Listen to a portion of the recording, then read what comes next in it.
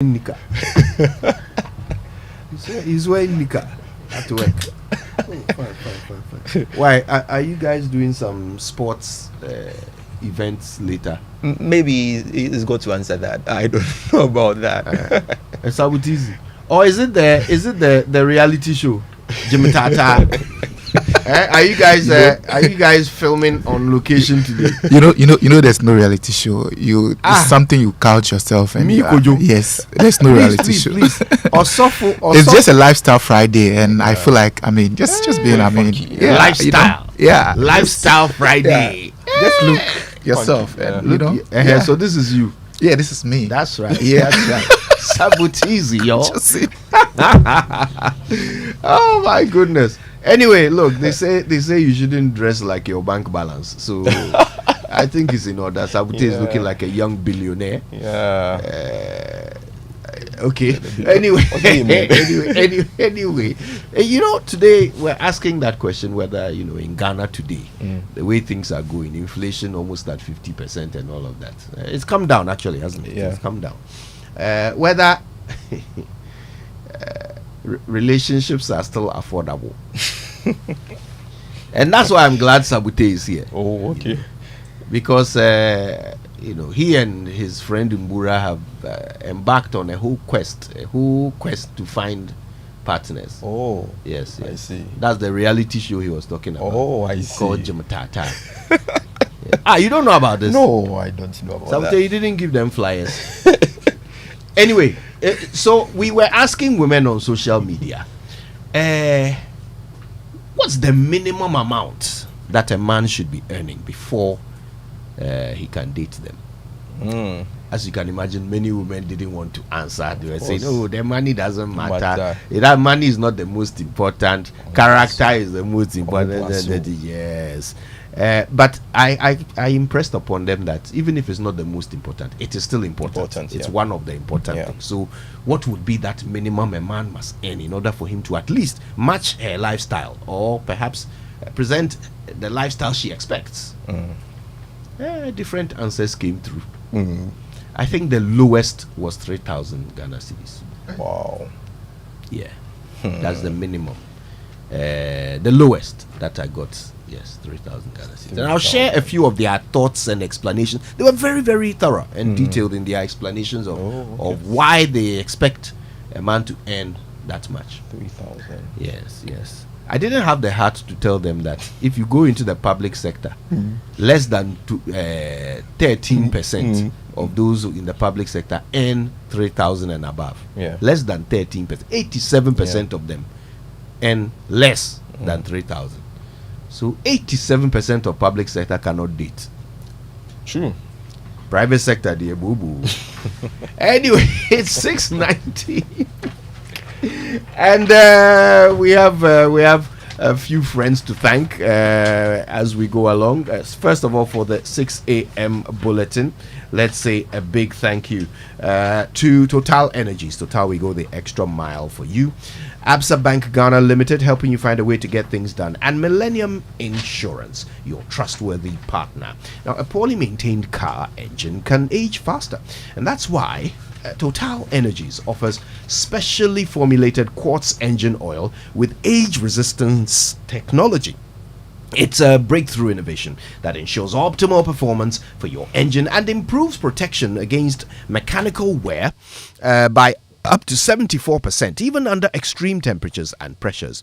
Choosing quartz from Total Energies is choosing the engine oil that keeps your engine running efficiently and effectively. Quartz keep your engine younger for longer. And for the Joy Business Report, we are grateful to Glyco Life Travel Insurance. Glyco, we cushion you for life.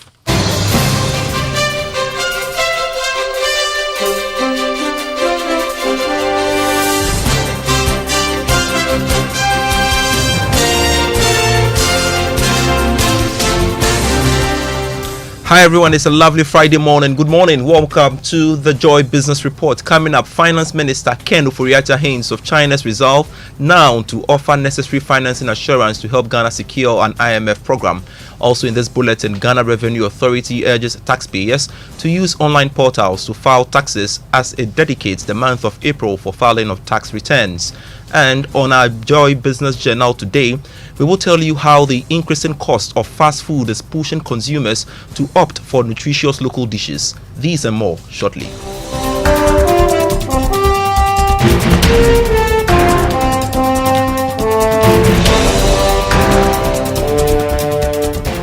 Grateful you could join me. I am Pius Kojobaka. Straight to our very first story. Finance Minister Ken Ofori-Atta has revealed that China has now pledged to offer the necessary financing assurance to help Ghana secure an IMF program. The move is coming after China had expressed some concerns which could have impacted negatively on Ghana's program. But speaking at a news conference in Washington, D.C. last night, the finance minister noted that China's commitment could fast-track the approval of Ghana's program by the board.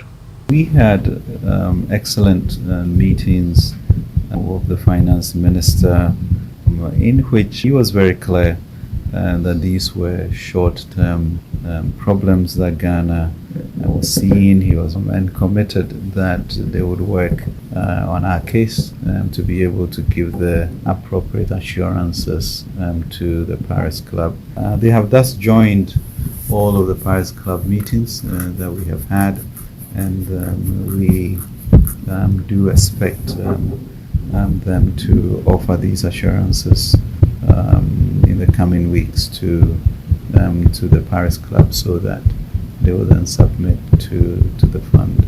So I think we've actually enhanced the quality of our relationship, and we look forward to working even closer with China in the years ahead. Finance Minister Ken Ofori-Atta speaking at a news conference in Washington, D.C. on the sidelines of the IMF World Bank Spring meetings.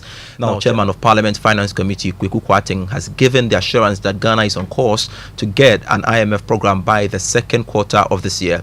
Mr. Kwarteng stated that everything has been done to get the deal on time.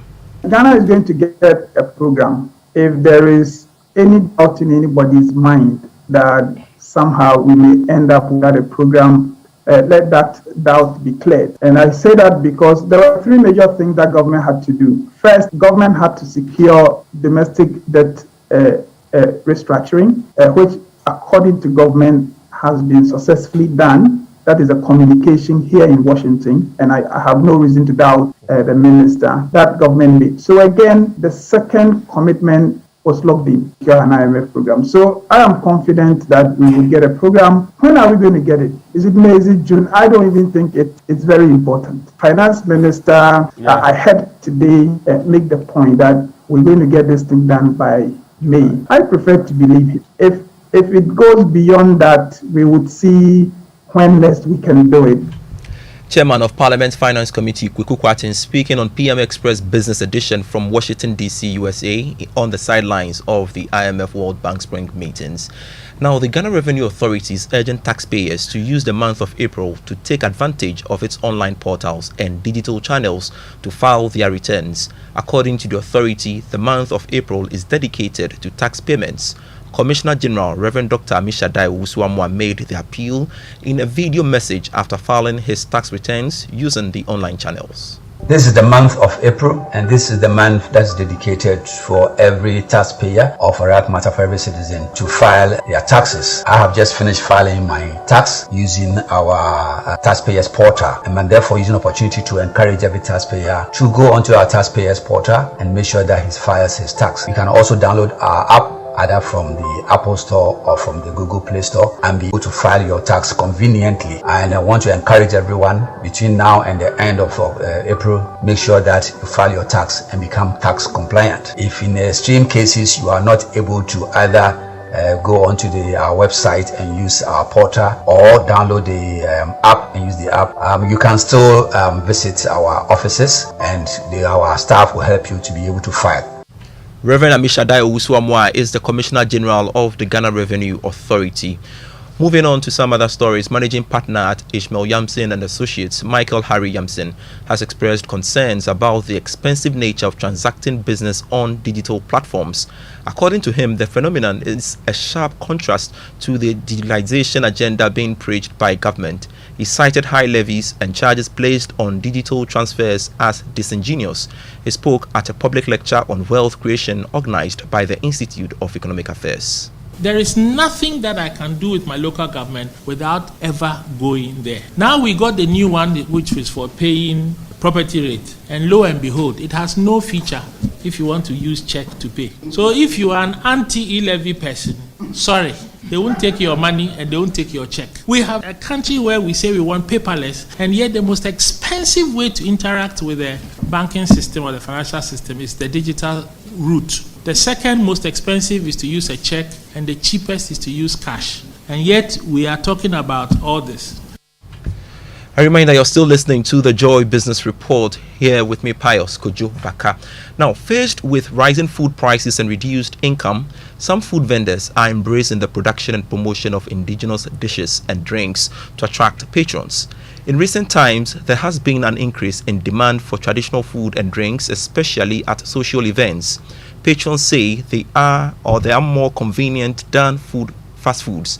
In today's Business Journal, Love FM's Mona Lisa Frimpong speaks with vendors on how they are responding to demands to stay in business.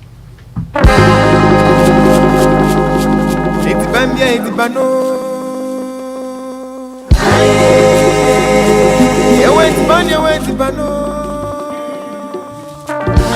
foods, apapransa, banchiampesie, akawen, kontomre, the local one, ayuwa mudi, putoshi eguso, mchachewa, ncherie.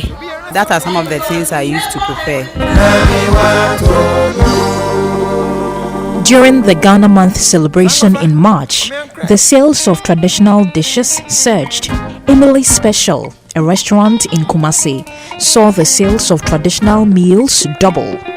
Bertha Betty Entry is Chief Executive Officer. They want to know how you prepared it, what it's made of.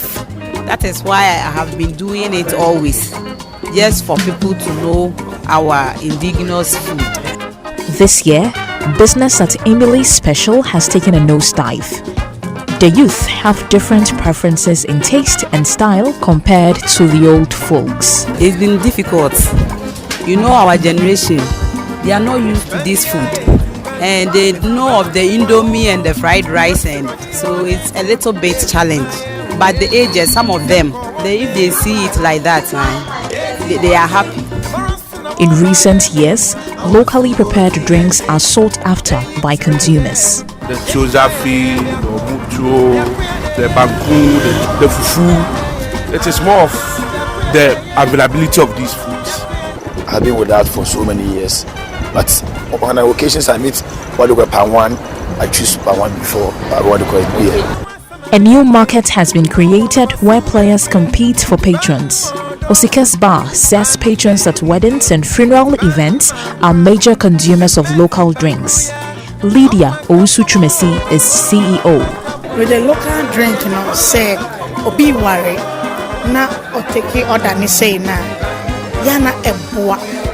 With in terms of cash, because so kasi okoto soft drinks na obeto niema bebre, na obeto drinks bebre, na skane kosho. During events, we advise organizers to go in for local drinks. It saves money. Soaring food prices have forced Bertha to increase her prices and replace some ingredients in traditional food preparation. I know say I cost, but that one is not a problem. It drew one say yes, we balance them. In fact, we have the love for the work. I love to cook. The transportation of produce from other parts of the country has become a significant cost consideration for food and drink producers. As the industry gradually grows, more convenient and delicious traditional dishes and drinks are expected to hit the market. For Joy Business, Mona Lisa Frimpong reporting.